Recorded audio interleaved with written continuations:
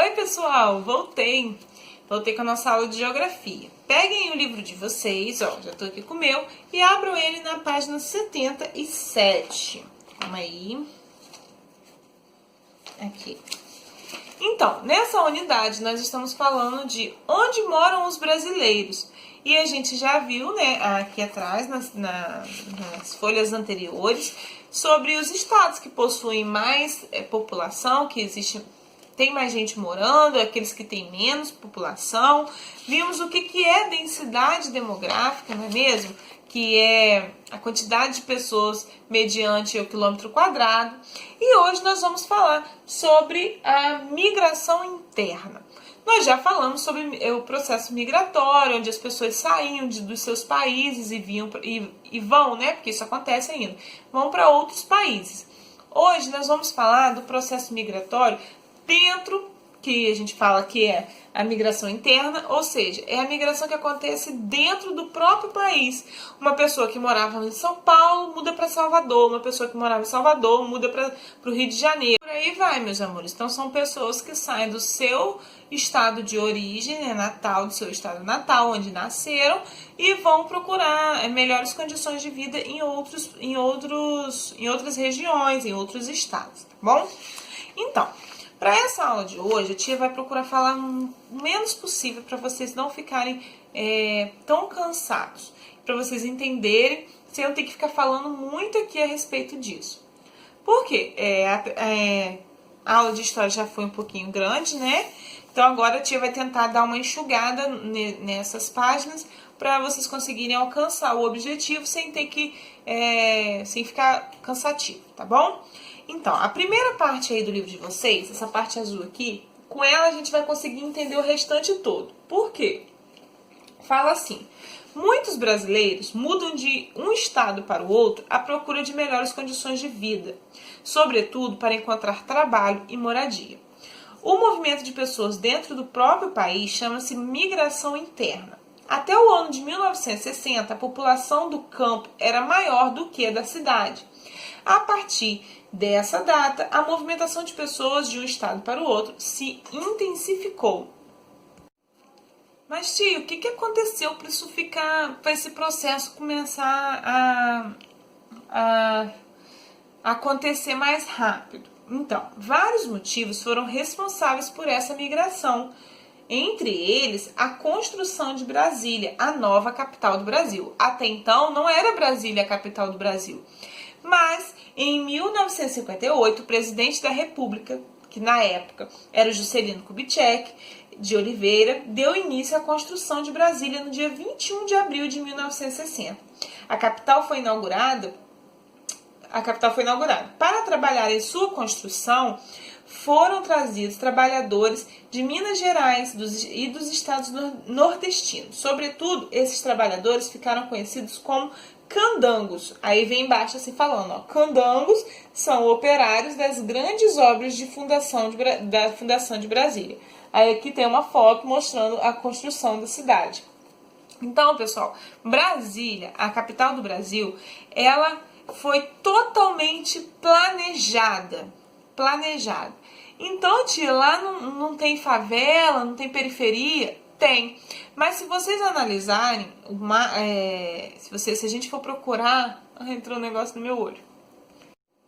Se a gente for analisar o mapa de Brasília, se a gente for analisar a estrutura da cidade, a gente vai perceber que as periferias estão em volta da cidade.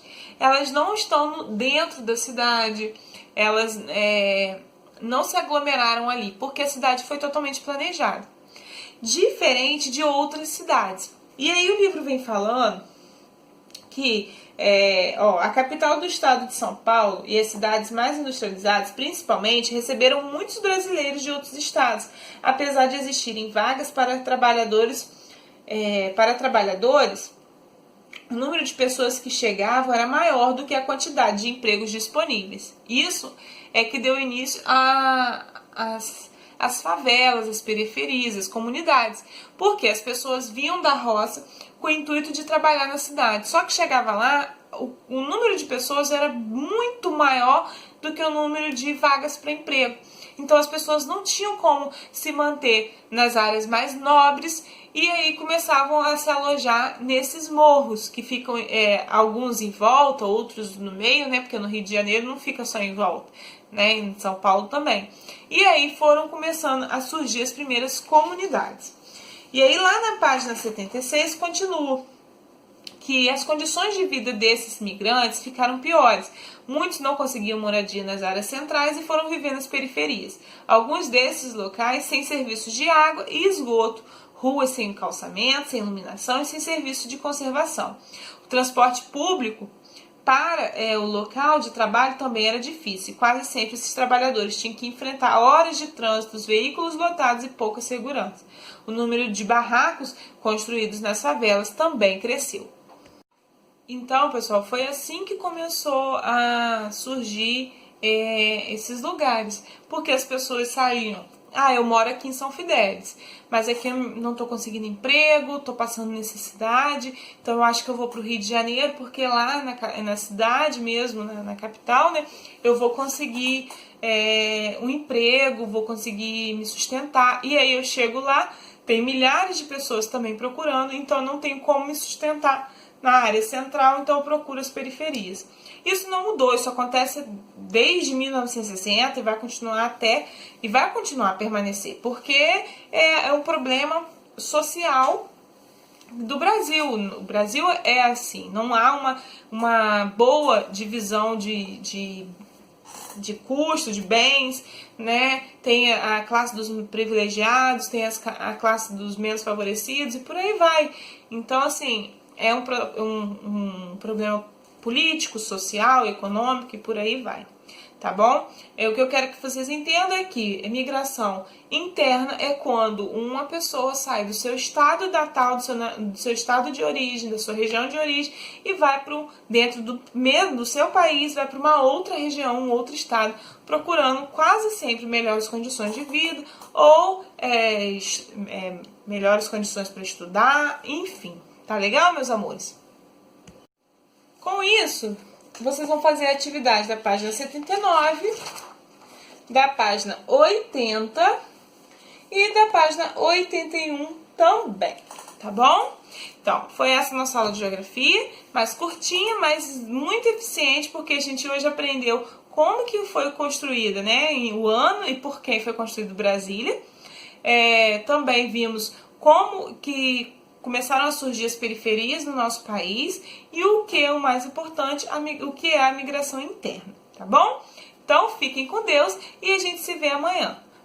Um beijo, tchau!